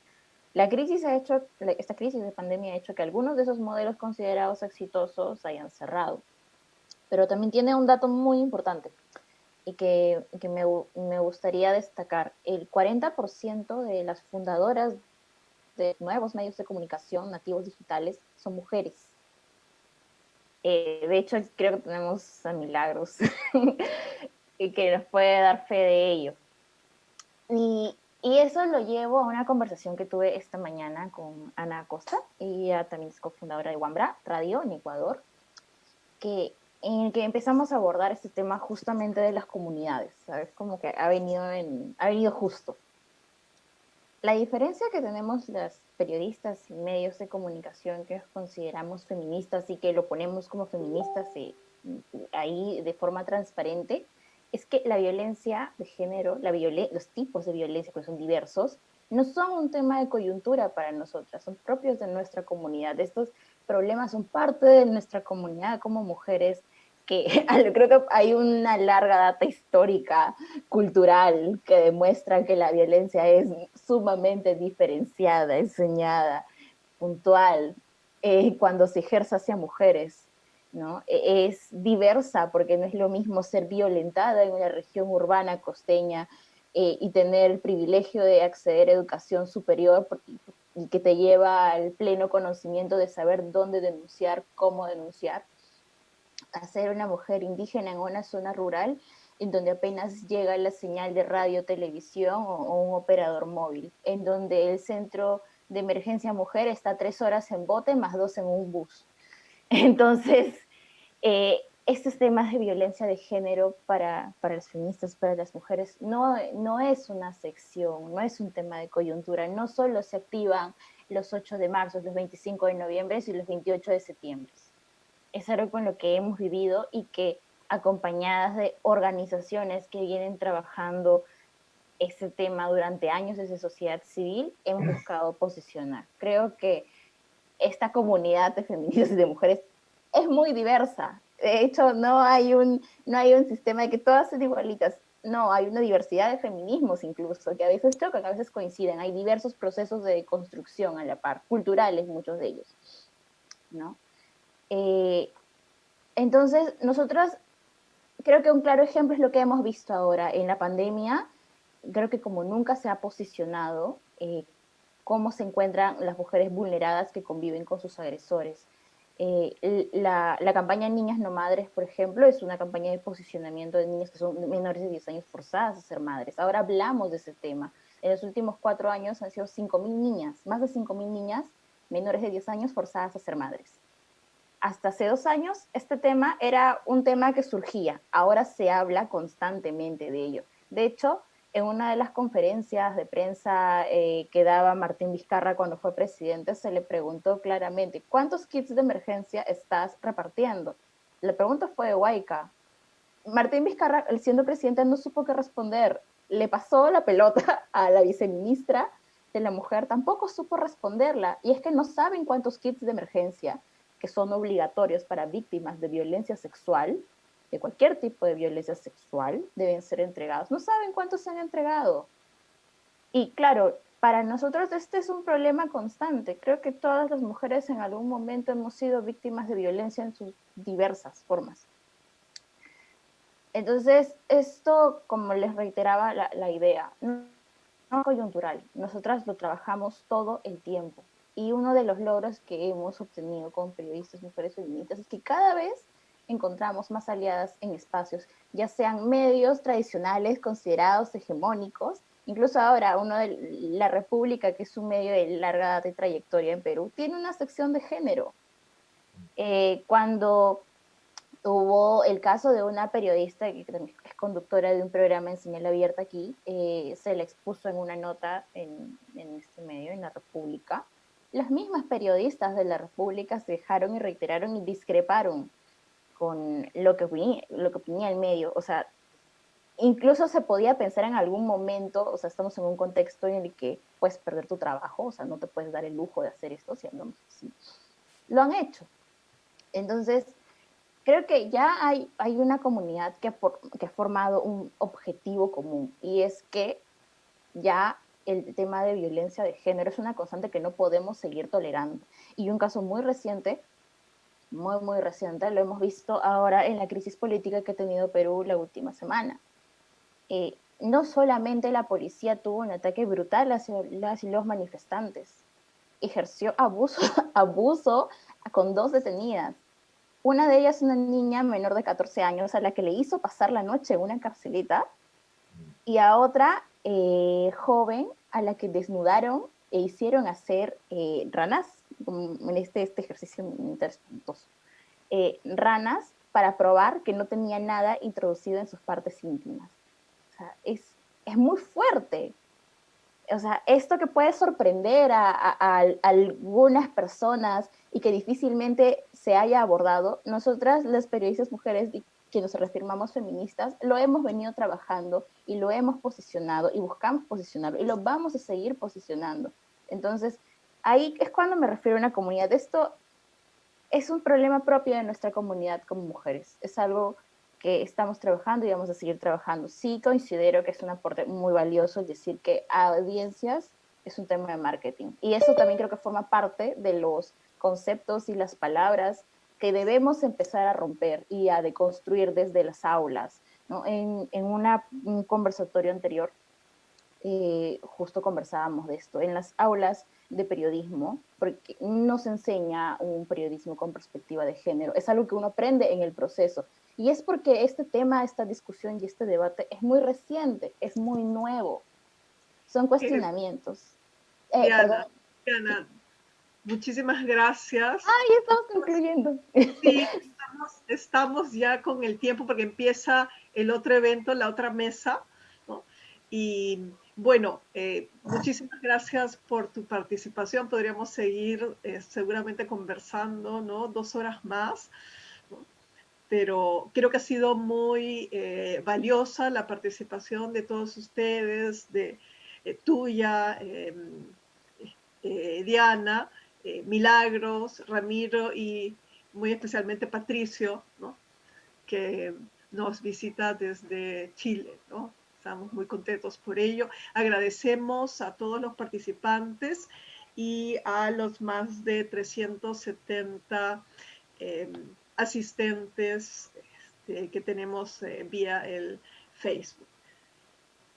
No me queda más que reiterar nuestro agradecimiento y será hasta una próxima oportunidad. Muchas gracias. Hemos concluido con nuestro... Muchas gracias. Gracias. Muchas gracias. Chao. Chao, muchas gracias. Gracias a usted.